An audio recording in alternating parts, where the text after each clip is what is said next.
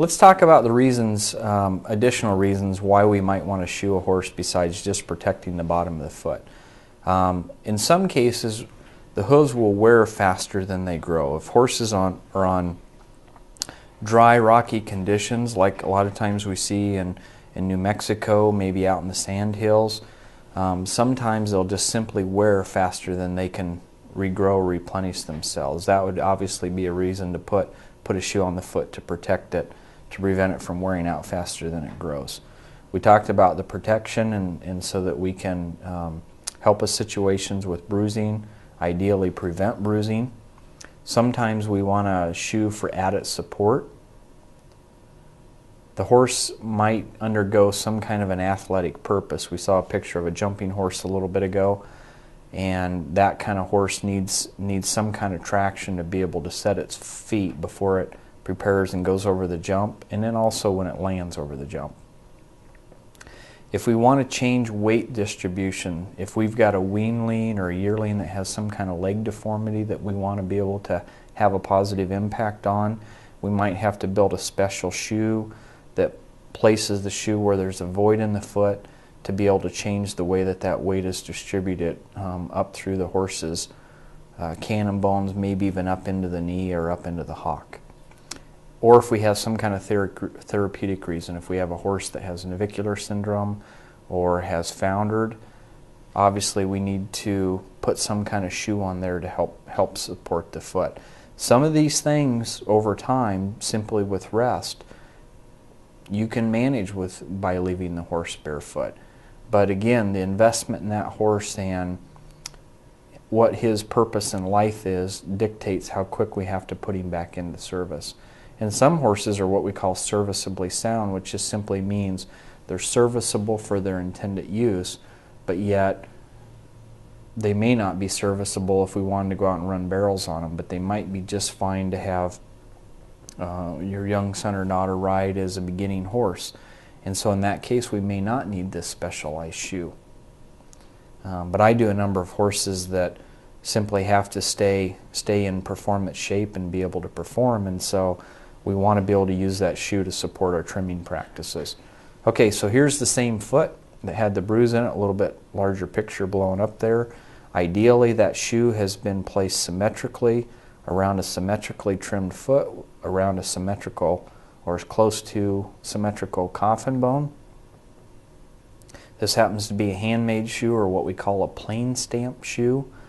The difference between that and what we typically see in a keg shoe, or what we call a machine-made shoe, is that those shoes typically have a groove, or what we call creasing or foldering, that go partway around each side, and then the nails set down in that grooving. The nice part about that foldering or that crease that exists in those shoes, which we can also make handmade shoes with those in them, is that it allows us to pull nails individually when we remove the shoe from the horse's foot each time we prepare to trim it. But it also provides traction because dirt fills into that groove. This happens to be a Western pleasure horse, so he's not out running, chasing cattle across the pasture, that kind of thing, so a plain stamp shoe is very adequate for him.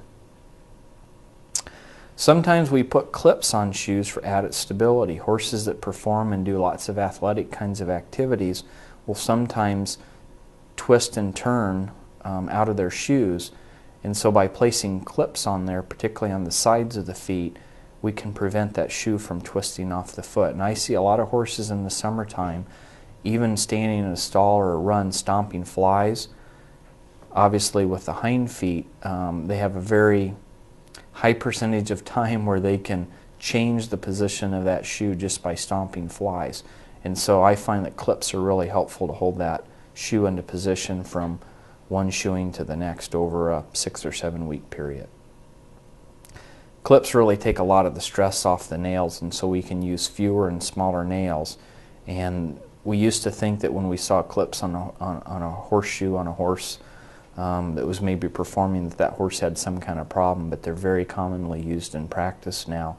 The only thing it requires, you either have to buy the shoes with the clips already formed on them, or you have to have the skill to pull the metal for the clip out of the shoe, which has been done in this case here. I've got a couple of brothers that also shoe horses full-time. They call that having enough skill or enough hammer control. And so these are very helpful to keep the shoes on the feet. Here's a particular horse that is quite sound with these shoes.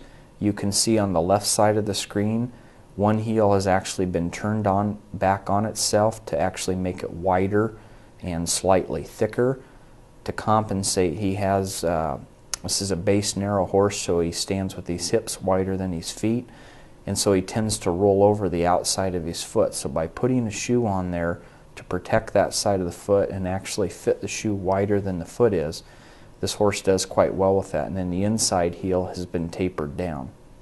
That's a very common practice in draft horses as well. Here's the foot surface side, or the side that the foot would rest against on that very same shoe. And you can see on the right hand side of the picture where the heel ends on the outside versus the inside. The outside heel is shorter and doesn't come back as far as the inside heel. So by fitting that shoe wider on the foot really makes that much more symmetrical, and the horse is much more comfortable with that shoe. Again, you have to have a forge to be able to create that modification, and because horseshoeing is, we like to refer to it as piecework, you get paid by the piece.